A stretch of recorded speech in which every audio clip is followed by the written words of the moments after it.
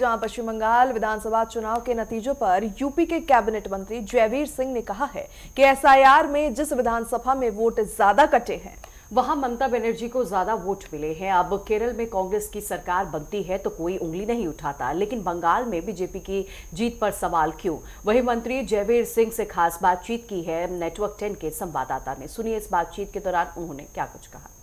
योगी सरकार में पर्यटन मंत्री जयवीर सिंह जी साथ में हैं। सर, दिल्ली के बाद बंगाल फतह और असम की हैट्रिक, क्या संदेश है ये? देखिए, आप देख रहे हो कि आदरणीय मोदी के नेतृत्व में जिस तरीके से देश के हर स्टेट की जनता की आस्था, पूरे देश की आस्था, श्रद्धा, भावना भारतीय जनता पार्टी के साथ जुड़ी है, उसकी नीतियों, रीतियों, कार्यक्रमों से जुड़ी है। उसी का परिणाम है कि स्टेट दर स्टेट हम लोग भगवा लहराने का काम कर रहे हैं, लोगों का दिल जीतने का काम कर रहा है, जनादेश के रूप में परिवर्तित हो रहा है और हम अपनी सरकारें हर स्टेट में बनाने में सफल हो रहे हैं। और उसी का परिणाम है कि जिस बंगाल को अजय दुर्ग ममता जी मानती थी, उस पर भी वहाँ की जनता ने उनकी जुल्म, जाति, अत्याचार, तुष्टीकरण, सनातन के प्रति नफरत के भाव का ही दुष्परिणाम है कि वहाँ की जनता ने ममता जी को नकारते हुए भारतीय जनता पार्टी को प्रचंड बहुमत से सरकार बनाने का जनादेश देने का काम किया है। अवैध बांग्लादेशी और रोहिंग्याओं का मुद्दा बांग्लादेश में भी, यहाँ पे पश्चिम बंगाल में और असम में भी बहुत बड़ा मुद्दा चुनाव में बना हुआ था। वहीं एसआईआर भी बहुत बड़ा मुद्दा बना हुआ था। इसको आप किस रूप में देखते हैं? यदि चुनाव परिणामों का थोड़ा विश्लेषण आपके कई टीवी चैनलों पर भी आ रहा था, देखेंगे तो जहां एसआईआर में सर्वाधिक वोट जिन विधानसभा में कटे हैं वहां के परिणाम टीएमसी के पक्ष में है। इसका मतलब एसआईआर कोई इशू नहीं रहा। एसआईआर में अवैध जो वोट थे वो काटने का काम हुआ। पूरे एक बंगाल में नहीं, पूरे देश में एसआईआर की प्रक्रिया संपन्न होने का काम किन राज्यों में हो चुका है, किन्हीं में हो रहा है और किन्हीं में आगे होगा, लेकिन पूरे देश में हो रहा है। और ये एक साफ सुथरी मतदाता सूची देने का भारत निर्वाचन आयोग का एक अभिनव प्रयोग है, आधुनिक तकनीक के उपयोग के साथ। लेकिन लगातार परंपरागत रूप से ऐसा होता रहा है, वो कोई अलग से कोई विषय नहीं है। ये कहाँ एक बहाना केवल ममता जी कह रही हैं, चिल्ला रही हैं, लेकिन वास्तविकता ये है कि वहाँ के सभी उन लोगों ने जो बंगाल का विकास चाहते हैं, सनातन संस्कृति को पुनर्स्थापित करना चाहते हैं, सोनार बंगला बनाना चाहते हैं, उन सब ने एक मुश्त निर्णय भारतीय जनता पार्टी को पक्ष में दे करके सरकार बनाने का जनादेश दिया है। आने वाले 27 में जब चुनाव होगा तो तीसरी बार प्रचंड बहुमत से सरकार बनाने का जनादेश आदरणीय योगी जी के नेतृत्व में हमें मिलने वाला है। बहुत बहुत धन्यवाद सर। ये थे पर्यटन मंत्री जयवीर सिंह, जिनका कहना है कि विपक्ष जहां पे चुनाव जीतता है वहां तो निर्वाचन आयोग और ईवीएम की बात नहीं करता है, लेकिन जहां पे उसे हार का सामना करना पड़ता है वहां पे ईवीएम और निर्वाचन आयोग का रोना रोना शुरू करता है, जैसा कि पश्चिम बंगाल में भी देखने को मिल रहा है।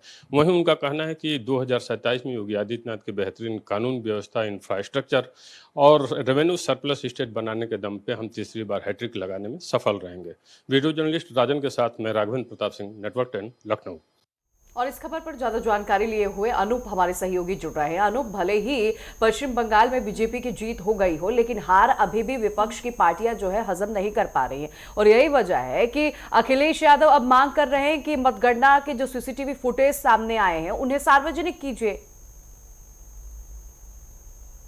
सही बात है। जिस तरीके से आज अखिलेश यादव समाजवादी पार्टी के राष्ट्रीय अध्यक्ष हैं, पूरी प्रेस कॉन्फ्रेंस में ममता बनर्जी के पक्ष में, उनके समर्थन में कॉन्फ्रेंस किया, उत्तर प्रदेश पे तमाम उदाहरण दिए, बाई इलेक्शन के उदाहरण दिए, चाहे मुरादाबाद की कुदरकी सीट हो या फिर अयोध्या की मिल्कीपुर की सीट हो या फिर रामपुर की सीट हो, ऐसी तमाम सीटों का अखिलेश यादव ने जिक्र किया कि जो ममता बनर्जी ने आज देखा है वो उसके अखिलेश यादव कह रहे हैं कि हम पहले से भुक्तभोगी हैं। यानी साफ तौर से भारतीय जनता पार्टी पर आरोप लगाते हुए निर्वाचन आयोग पर भी आरोप लगाया, सरकारी मस्जिदी पर आरोप लगाया, यहाँ तक कि मीडिया को भी नहीं बख्शा। उनका कहना था कि मीडिया भी कहीं न कहीं बिल्कुल इस अनूप, और पूरे इसी को भारतीय लेकर जनता लगातार पार्टी उत्तर प्रदेश के जितने भी मंत्री हैं, कैबिनेट मिनिस्टर हैं, वो विपक्ष के ऊपर हमलावर नजर आ रहे हैं। सीधा सा सवाल जो है सत्ताधारी पार्टी पूछ रही है विपक्ष से कि आप केरल की सीसीटीवी फुटेज जो है सार्वजनिक करने की मांग क्यों नहीं उठा रहे? जहां पर आप जीतते हैं वहां पर कोई दिक्कत नहीं है। यहां तक कि भाजपा की ओर से तो यह भी कह दिया गया है कि बंगाल में जो परिणाम सामने आए हैं,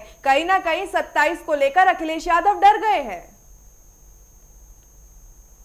बिल्कुल सही बात भी है कि जिस तरीके से पश्चिम बंगाल के चुनाव के परिणाम आए हैं, दूसरा उत्तर प्रदेश में इसके बाद बारी है, वो इसलिए परिणाम की वजह से चिंता कर रहे हैं क्योंकि जिस तरीके से पश्चिम बंगाल के जातिगत समीकरण वहां पर है, मुस्लिम जो आबादी है करीब वर्तमान अगर देखा जाए तो 30 से 35% वहां की मुस्लिम आबादी है।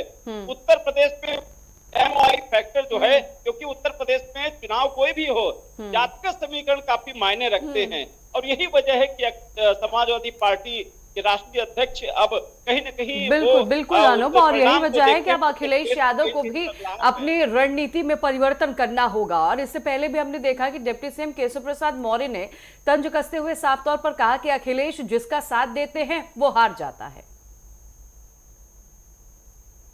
बिल्कुल सही बात है। इस तरीके से तमाम बयान आ रहे हो, चाहे डिप्टी सीएम केशव प्रसाद मौर्य के हों या कैबिनेट मंत्री ओम प्रकाश राजभर के हों या तमाम और मंत्री हैं, इस तरीके से बयान दे रहे हैं। लेकिन सबसे बड़ी बात यह है कि जिस तरीके से पश्चिम बंगाल के रिजल्ट आए, उसके बाद उत्तर प्रदेश की अब बारी है, तो कहीं न कहीं विपक्ष अब लगातार एक हो रहा है। वो चाहे कांग्रेस की बात करें, चाहे बीएसपी की बात करें या फिर समाजवादी पार्टी की बात करें या फिर टीएमसी की बात करें, देश में जो गठबंधन था, इंडिया एनडीए गठबंधन था, वो कहीं न कहीं अब एक होता नजर आ रहा है क्योंकि अब बारी उत्तर प्रदेश की है। उत्तर प्रदेश सबसे बड़ा सूबे का जनसंख्या के हिसाब से भी बड़ा प्रदेश है। 403 विधानसभा सीटें हैं। निश्चित रूप से उत्तर प्रदेश में अगर भारतीय जनता पार्टी दूसरी बार सरकार बनाती है तो कहीं न कहीं ये संदेश केंद्र की जो आने वाली जो चुनाव होगा उसको कहीं न कहीं साफ संदेश देता है। तो कुल मिला के अब जो विपक्षी बिल्कुल अनूपा, भले ही विपक्ष जो है एकजुट हो, एक बार फिर से गठबंधन की तैयारी हो, लेकिन देखते हैं कि चुनाव में ये गठबंधन जो है कहीं ना कहीं बिखर जाता है। बहरहाल बहुत शुक्रिया अनूप आपका जानकारी देने